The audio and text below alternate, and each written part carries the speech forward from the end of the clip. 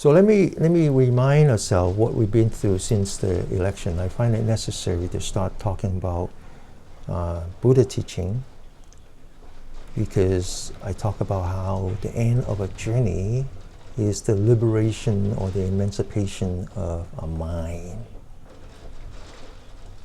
I talk about how the degrees of existence can be explained by the 5 skandhas, only one of which has to do with our physical existence, which are not only our body, our eyes and the nose and the tongues and the ears and the body and the brain, but also the physics. It's the physics and the physiology together is called the rupa, the form. Once we are energized by the outside, we create electrical signal in the nerve system. All the nerve endings goes to a spine. That's what we call sensation. We don't make any judgment yet. We just sense it. All that signal goes to our brain. That's called perception. That's when we start to decide what is it that we see. It could be physical objects. It could be behavior. Then we decided that either we like or we don't like. And then the next step is to create what we call the mental volition. And we separate these mental volition, these mental factors, into 51 mental factors. Only 11 of them is what we call virtuous. We talk a great deal about what's virtuous. We also talk a great deal about non-virtuous. And we said the rest of these mental factors, the non-virtuous, can be summarized into the 5 hindrances. The simplest way to explain hindrances is none of them makes you happy. The fear, the anxiety, the anger, the violence, the jealousy, all that. We talk about how the yogis, keep in mind that Buddha was a yogi once upon a time. He was not Indian. He was a prince. He decided to leave home to become a yogi. And he practiced the yoga practice for 6 years. And I talk about the yoga practice in terms of the 8 limbs of yoga. In addition to the one that we're familiar with, which is called the asana, the practice of the body, there is also the practice of the breath, what's called the pranayama. There's also the practice of the mind. And then eventually is something called jhana, which translates eventually to Zen, which means sentimentation. Let all your non-virtuous thought sink to allow the virtuous thought to rise. And then finally something called samadhi, one-point concentration. But the prerequisites of that is something called yama and niyama, both of which is to promote virtuous thoughts. I'll come back to that in a minute. Today I'm going to talk about the difference between Buddha's teaching and what we consider yogi teaching, because he was a yogi. So what was it that he did that was so different that allows him to start this whole Buddhist belief? In order to understand that, we have to get back to the 5 skandhas. In order to understand that, we have to talk about one of my favorite rock and roll singer, Tina Turner.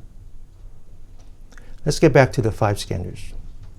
I talk about the form, talk about the perception, talk about, before that was the sensation. It was the form, sensation, perception, and the volition.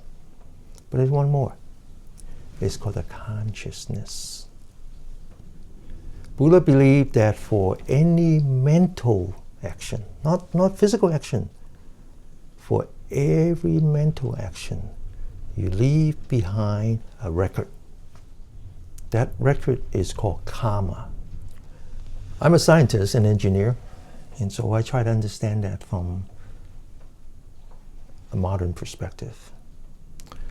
A mental action is like electricity. But electricity generates magnetism. And once you have magnetism, it leaves behind a record, right? That's how we make magnets, is that we wrap electrical signal coil around it, we put it into a battery. I used to do that as a kid. Some of you might have. You take a rusty nail, you wrap some coil around it, you connect it to a battery, then you take away the battery and the nail becomes magnetized, right? So that magnetization is like karma. You leave behind a record. But it does more. It does more. That record is not just a passive record. That record actually becomes a major contribution to your next mental action. That's how motor works.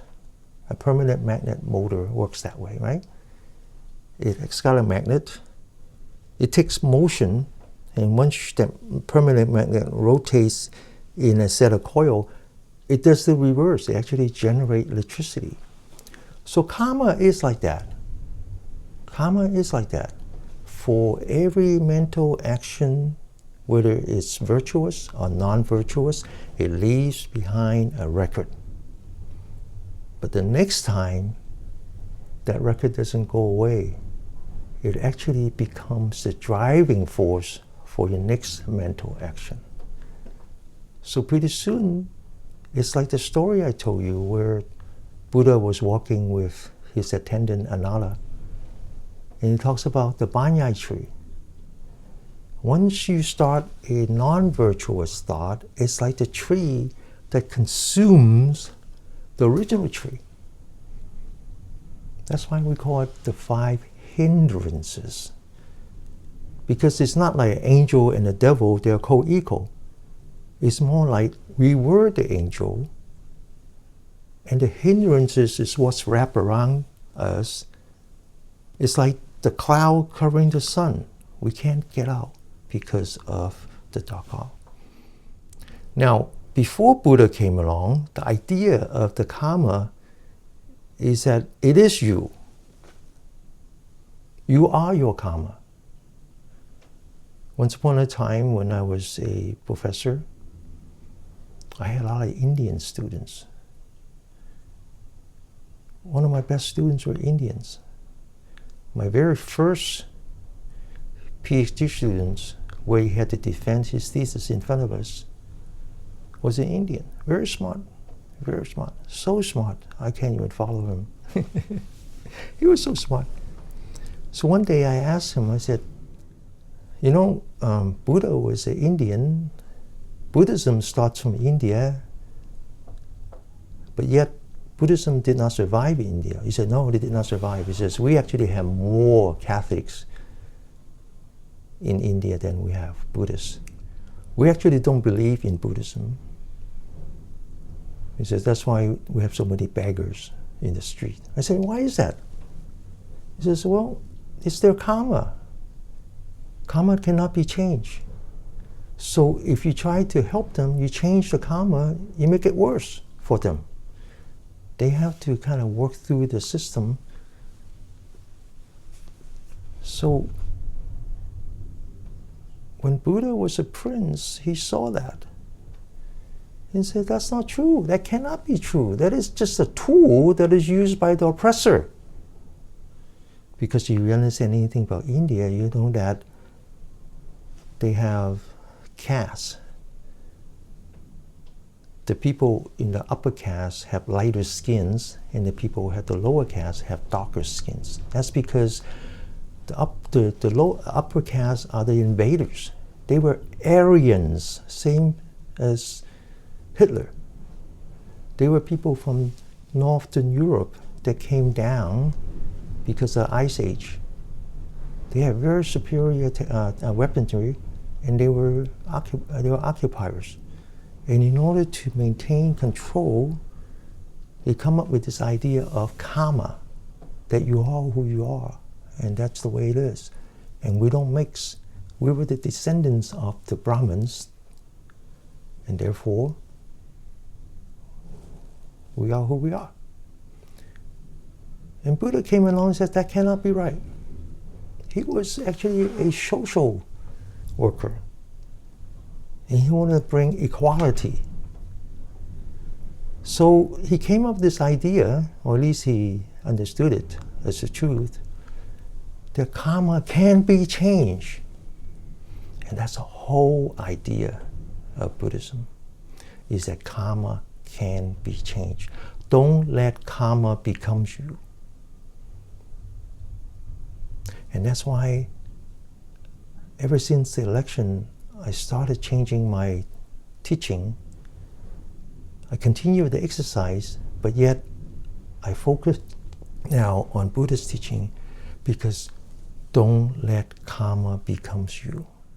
When you find yourself all of a sudden in a country where the people who are in power now are merchandising in hate and violence and anger, as opposed to the virtuous, which was the way it used to be. I had 10 presidents. I've been to all 10 presidents. I talk about the slogans.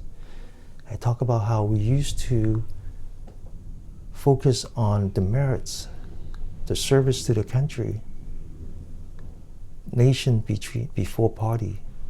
That's all gone now. That is the reality now. But now is the time to protect yourself, because if you follow the fear and the anger and the violence and the discrimination and all that, that becomes you. Because for every non-virtuous thought, it leaves behind a record called a karma. And that record becomes the next the driving force to the next factor, mental factor. And pretty soon, you'll be consumed by that. And that's why Buddhist teaching is so important. You can change that. Don't let it become you. So, next week, I'm going to talk about the practice. How to change your karma. How to prevent the non-virtuous karma becomes you. But before I finish, I want you to be aware, if not, go out and acquire the book by Tina Turner. I believe the name is Happiness Becomes You. Now, Venerable Dihong actually spent time talking about Tina Turner. I only know about Tina Turner being a Buddhist after she died. I was amazed. So you need to go and study her story. Obviously, she comes from a very, very poor background. She had the talent to sing. She sang in the choir. But she married the wrong person. Turner, her former husband, was very abusive, very controlling. So by all definition, by all standards, she lives a very miserable life from her childhood. There's a lot of detail in there, to when she grew up, to when she became an adult and become a wife and a mother. But she decided that she can change her karma. She decided that she can. And she did it by following not only Buddha, but Christ himself. Because next week I'm going to talk about how to change your karma, both outside and inside. It starts with gratitude. And then it goes to forgiveness. Forgiveness is very big, very hard. I don't think I can ever forgive anyone who voted for Trump. I am so sorry. I just can't.